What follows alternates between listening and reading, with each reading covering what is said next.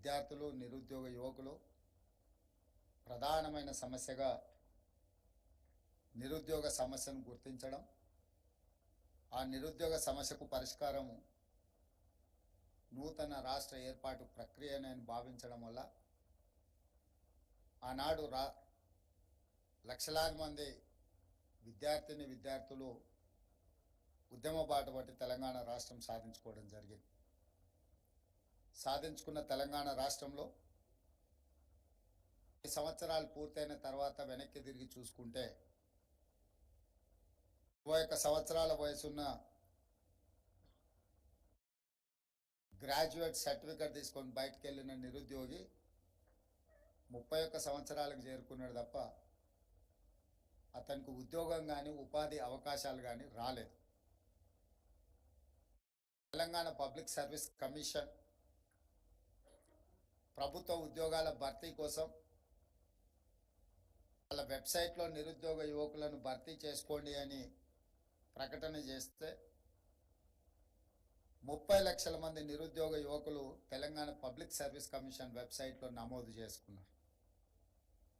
పట్టభద్రులు కాకుండా ఇతర నిరుద్యోగ యువకులు దాదాపుగా ఇంకొక 20-25 లక్షల మంది తెలంగాణ రాష్ట్రంలో ఉండడం జరిగింది. అంటే 10 సంవత్సరాలు పూర్తయిన తర్వాత ఒక అంచనాకు వస్తే 55 లక్షల నుంచి 60 లక్షల మంది నిరుద్యోగ యువకులు తెలంగాణ రాష్ట్రంలో చదువుకొని పట్టాలు పొంది ఉద్యోగ ఉపాధి అవకాశాలు లేకపోవడం వల్ల తెలంగాణ తీవ్రమైన నిరుద్యోగ సమస్యను ఎదుర్కోవడం మేము నూతనంగా ప్రభుత్వం ఏర్పాటు చేసిన తర్వాత గుర్తించిన అత్యంత కీలకమైన అంశం.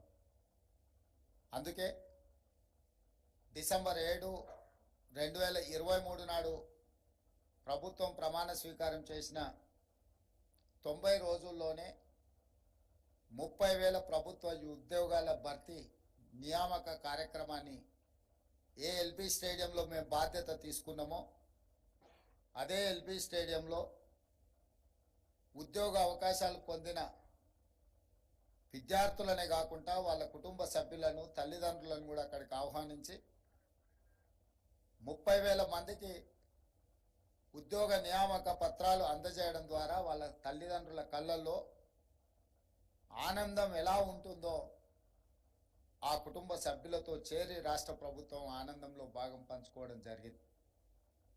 ఆ తర్వాత డిఎస్సి కావచ్చు, గ్రూప్ 1 కావచ్చు, గ్రూప్ 2 కావచ్చు, గ్రూప్ 3 కావచ్చు, ఇతర ప్రభుత్వ ఉద్యోగ ఖాళీల నియామకాల కోసం దాదాపుగా ఇంకొక 35,000 ఉద్యోగ ఖాళీల భర్తీకి ప్రభుత్వం నోటిఫికేషన్లు ఇచ్చి పోటీ పరీక్షలు నిర్వహించడానికి పూర్తి స్థాయిలో కార్యాచరణ తీసుకొని ముందుకు వెళ్ళడం జరిగింది. రాబోయే 2-3 నెలల్లో ఇంకొక 35,000 ప్రభుత్వ ఉద్యోగ నియామకాలు చేపట్టడానికి ప్రభుత్వం అన్ని రకాలుగా ఏర్పాట్లను చేయడం జరుగుతుంది. కానీ రాష్ట్ర ప్రభుత్వంలో ఉన్న 2 లక్షల ఖాళీల 100% మనం నియామకాలు చేపట్టినా కూడా తెలంగాణ రాష్ట్రంలో ప్రధానంగా ఎదుర్కొంటున్న నిరుద్యోగ సమస్య తీరదు. ఈ సమస్య తీవ్రతను మా ప్రభుత్వం గుర్తించింది. దీనికి కారణాలను వెతికినప్పుడు చాలామంది మాకు చాలా నాలెడ్జ్ ఉందని అనుకుంటుంటారు, కొంతమంది మాకు స్కిల్ ఉన్నది అనుకుంటుంటారు. నాలెడ్జ్ అనేది లాంగ్వేజ్ కాదు. లాంగ్వేజ్ అనేది ఒక కమ్యూనికేట్ చేయడానికి ఉపయోగించే సాధనం మాత్రమే. నాలెడ్జ్ ఉన్నా కమ్యూనికేషన్ స్కిల్ లేకపోతే ఉద్యోగ అవకాశాలు తక్కువ. కమ్యూనికేషన్ స్కిల్ ఉన్నా స్కిల్ లేకపోతే ఉద్యోగ అవకాశాలు రావు. అందుకే ఈ సమస్యను గుర్తించి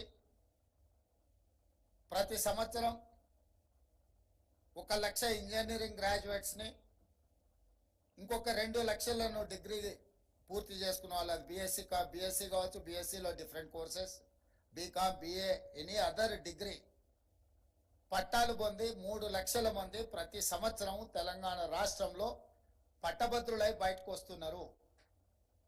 10 సంవత్సరాలు ఉద్యోగ నియామకాలు చేపట్టకపోతే 30 లక్షల మంది నిరుద్యోగ యువకులు ఒక రాష్ట్రంలో నమో రామచంద్ర అని తిరగాల్సిన పరిస్థితులు. తెలంగాణ మధ్యతరగతి కుటుంబాలు చాలా ఎక్కువ. గ్రామీణ ప్రాంతాలలో వ్యవసాయం మీద ఆధారపడ్డ తల్లిదండ్రులు ఎక్కువ.